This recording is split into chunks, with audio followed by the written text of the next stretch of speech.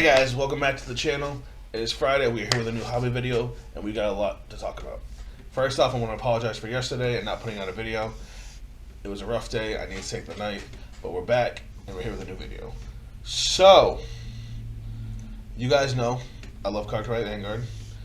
I didn't really talk too much about Set 2 because I wasn't really happy with the support for Set 2, but we are getting spoilers for Set 3, and I'm actually wicked hyped. You guys know I play Eugene, and I thought they were going to leave the deck by the wayside after what they did for Set 2, but we've got some new support to talk about, and we've got a new ride line in Brant Gate that I really want to talk about because it's so interesting that I might actually pick up the nation. So let's jump in, let's talk about it. Up first, we're going to talk about Eugene. Set 2 was rough for Eugene. They introduced Draconic Overlord, and that's where a lot of people's attention went. As far as support, Eugene only really got 2 cards that they could really realistically use. Jabrachio is actually a decent card, but Idris was actually very lackluster, especially for a triple rare SP slot. It was kind of a waste. I only changed 1 card in my deck, that's why I never made a deck profile for Set 2. But now we are getting spoilers for Set 3, and I am excited because these cards are pretty solid. Now, up first, we're talking about Twin Strike of Duststorm Orlando. This is a grade 1, 8k, 5k shield, and its skill is Act Soul. If your opponent's rear guard was retired this turn, cost Counterblast 1 and call this unit to rear guard. We'll talk about why that's awesome in a second. Its second effect is Auto Rear Guard. When your grade 3 or greater Vanguard attacks, cost, put this unit into the soul, choose one of your Vanguards, and it gets power plus 5,000 until end of turn. Okay, its second effect is kind of lackluster. It's nothing super special, except for the fact that because you have to rest 2 cards for a unit like Eugene, you can throw this behind the Vanguard, rest it, and another card, give the Vanguard 10k, retire a rear guard, and then when your Vanguard swings, you can put this into the soul for soul farther later, and still give your Vanguard a power boost, so it becomes a useful card even if it's stuck at rest. So that's pretty good. But its first effect, if your opponent's rear guard was retired this turn, that sentence right there makes me really, really happy. Because as long as you retired a unit sometime during this turn, and you can call this unit out, it doesn't have to actually be as soon as you retire. So you can do your retires, maybe use Eugene's skill to try to call off the top of the deck. Oh man, I only got like 2 cards. Cool, now you can Counterblast 1 and call this dude out and get a booster. The deck doesn't use a whole lot of Counterblast, so the fact that it's a Counterblast 1 to get a free dude really isn't that big of a deal. And if Counterblast does become an issue, especially with the next card we're going to talk about, Gojo, which we got in Set 2, is actually a generic countercharge card. It just the Vanguard has to hit. So we could actually splash that into the deck if we really wanted to. But now we're on to the second card. Piercing Bullet of Duststorm Maynard. This is a grade 3 Twin Tribe Persona Ride. No shield, obviously. 13k. And this unit's skill, when placed on Vanguard or rear guard, costs Counterblast 2. That's a little heavy. Choose one of your opponent's rear guards and retire all your opponent's rear guards in that same column. Here's why I like this card.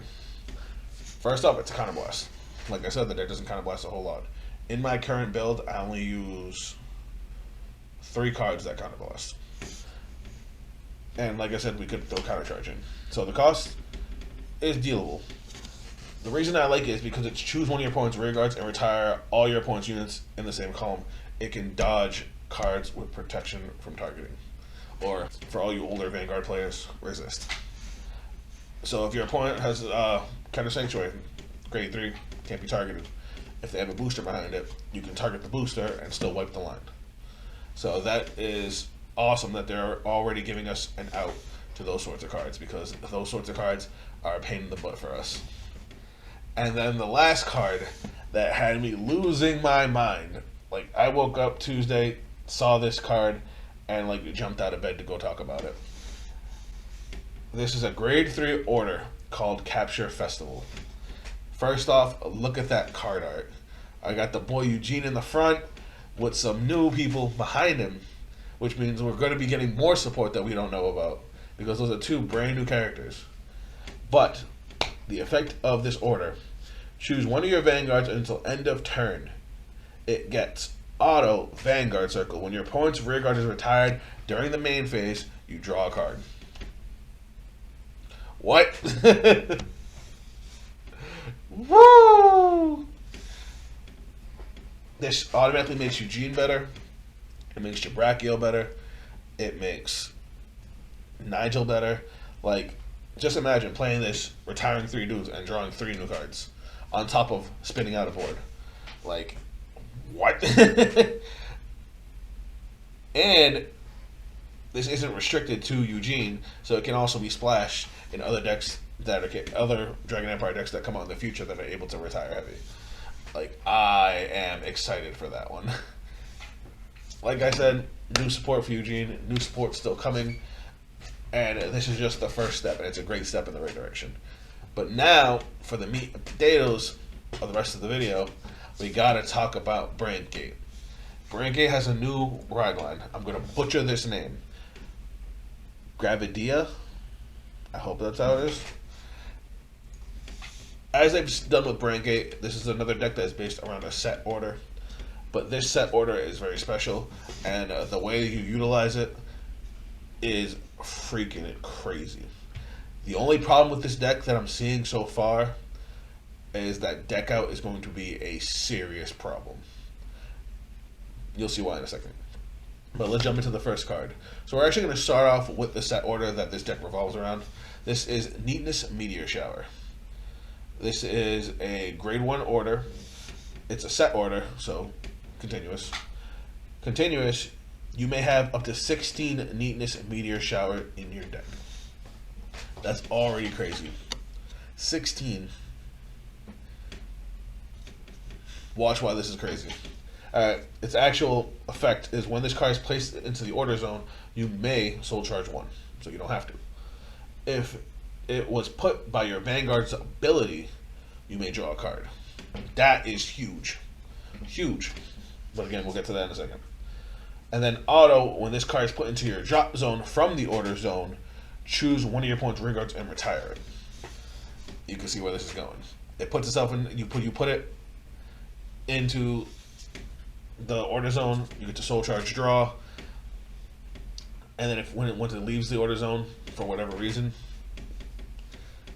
costs, we'll get to that, it turns it into a retire skill. Crazy. Alright, now for the actual ride line. We're starting off with Gravidia Dylan. This is just the basic starter. It's adorable. I love the card art design for it. The entire aesthetic of this ride line is sick. Grade 1, Gravidia Wells. Sorry, I'm going to butcher that forever. Grade 1, 8k, 5k shield. When this unit is placed on Vanguard Circle, look at the top 7 cards from the top of your deck. Choose any number of meteorite cards revealed and put them into your hand and shuffle your deck. Any number of meteorite cards. And we're allowed to have up to 16 of them. What if all 7 are meteorite cards? You just got a +7. Like, granted, that's, again, scary for deck out and whatnot. That's why I like the fact that they choose any number, so you can pick how many you want to grab. But still, that is insane for a card we're running so many of. And then it has an act rearguard skill once per turn if your Vanguard is Gravidia Nordlinger, which is the grade 3. Cost Soul Blast 1, choose up to 2 meteorite cards from your hand and put them into your order zone, and this unit gains 2,000 power. Not the greatest skill, but it does help you get extra meteorite cards into the order zone. And this little 2,000 power is not bad. But you're basically playing it for its Vanguard skill. Alright. Grade 2 of the ride line. Gravidia Behringer. Alright, its skill.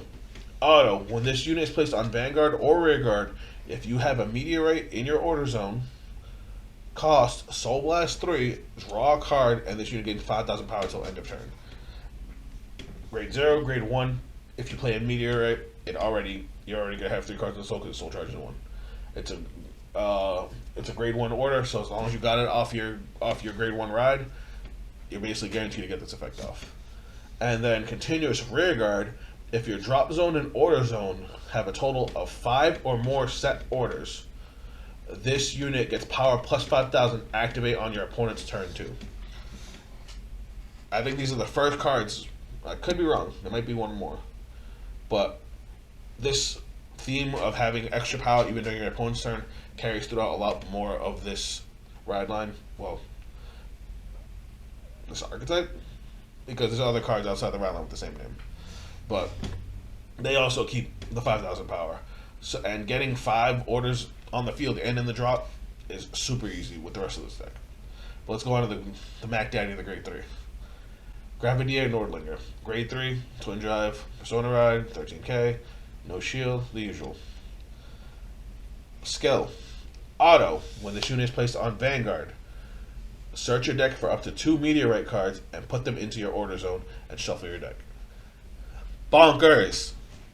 Bonkers. It gets you 2 orders out of the deck. And then because of the meteorite skill, you get to draw 2 cards. And Soul Charge too. For free. For free. Second effect. Auto. Vanguard Circle. When this unit attacks, cost Counterblast 1 and put 1 or more meteorites from your order zone into your drop. 1 or more. You get to pick the cost. Until the end of that battle, this unit gets 15,000 power. As long as you put at least 1. If you put 3 or more meteorite cards into your drop, it gets +1 critical. If you put 5 or more, your trigger effects activate twice. Let's break down this insanity here. The cost is a Counterblast 1 and at least 1 meteorite. Now remember that thing I said about the meteorites, that second effect, when they go from the order zone to the drop, you get to retire a unit? So, in reality, this effect says, Counterblast 1, get rid of X orders, gain 15k power, pause a potential 1 crit, retire as many of your opponent's rear guards as you want, and if you got rid of 5 or more, I don't know why you'd get rid of more than 5, but your trigger effects activate twice. That is a scary, scary skill. Especially if you get to this point and you've barely seen any triggers and you know you're about to hit some, like a double critical. I would not run draws in this deck. I do not advise running draws in this deck. But crits, fronts. Imagine hitting the over trigger and getting to use the over trigger's effect twice. That is fucking psycho. Sorry, excuse my French. But, whew, I saw this and I'm just like, I might actually have to play this deck. But we've got 3 more cards to talk about because this deck also got some really interesting support for it. First, we got a Grade 2. This is Gravidia Dylan. It is a double rare. Grade 2, 5k shield, 10k power. Rear guard and Guardian Circle. If your drop zone and order zone have a total of 5 or more set orders, this unit gets power plus 5,000 and shield plus 5,000 and activate even on your opponent's turn. So again, having a 15k rear guard just sitting there, your opponent has to either try to swing over, or use a skill. But the 5,000 shield is also great too, because even if you guard for it from the hand, it still gains the 5,000 shield. And in a game like Vanguard without a whole lot of defensive options, I think that's actually a pretty solid card. So considering it just rewards you for just playing your game. Now we have a Grade 1, Gravidia Orgale. I'm going to go with Orgale. This is a rare, Grade 1, 5k shield, 8k power. When this unit attacks or boosts, this is auto rear guard. If your order zone has 3 or more meteorites, costs Soul Blast 2, counter charge 1, and this unit gains 5,000 power until end of turn. So it becomes a 13k booster and it's a counter charge. The deck already has counter charge. That kind of bothers me because I wish my deck would have some nice counter charge, but that's neither here nor there. I think that's actually a solid card. The meteorite soul charge, so soul is not going to be an issue for this deck unless they're trying to mitigate, deck out. But again, a card that rewards you for just playing your game. Last one up is Gravidia Dylan. This is actually a common, but I actually thought it was worth talking about. It's another grade 3. This is basically a support grade 3 that you would want to have kind of on the side.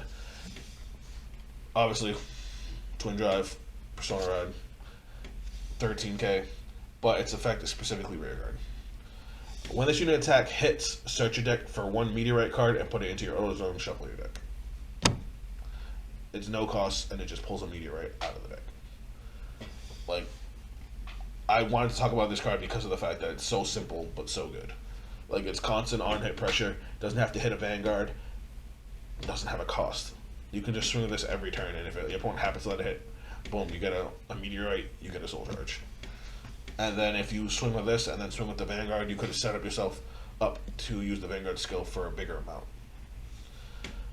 Like, this deck is bonkers. It's got a high power ceiling. It retires rear guards. It draws a hell of a lot of cards. Like I said, the biggest problem I'm seeing with it is going to be deck out. Now, these are not all the spoilers that have come out for the set. We've also got spoilers for Stoatia, spoilers for Nirvana, and the other side of Brant Gate, Dark States. But I want to focus on these two, obviously, because I play Eugene and I'm excited that they could come in with more support, because I didn't think they were going to. And this really, really, really interesting archetype for Brant Gate. Anyway, let me know what you guys think in the comments. I think the future of Overdress is looking pretty fucking crazy. If you guys want to check me out on social media, those links will also be down below. But that's it for me. I'll see you guys tomorrow with another video. Later. I have a dream, that's all I need. I'll make it happen with some work and belief. Know what I want, so I'll take it on.